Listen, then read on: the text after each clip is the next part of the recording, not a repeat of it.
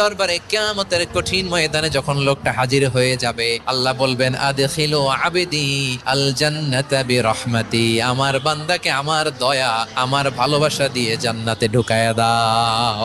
500 বছর ইবাদত করছে তো আমার দয়ায় আমার বান্দারে জান্নাত দাও। এই বান্দা বলে বালবি আমালি, আল্লাহ তোমার দয়া লাগবে কেন, আমি আমার আমল দিয়ে জান্নাতে যেতে চাই। কথা বুঝে নাই বোধহয়। আল্লাহর এই বান্দা কি দিয়ে জান্নাতে ঢুকতে চায়?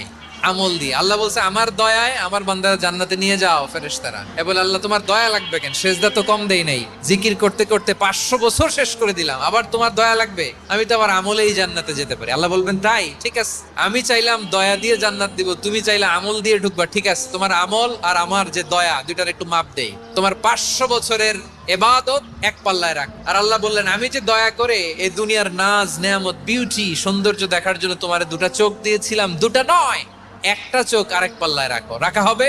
দেখা যাবে ওই 500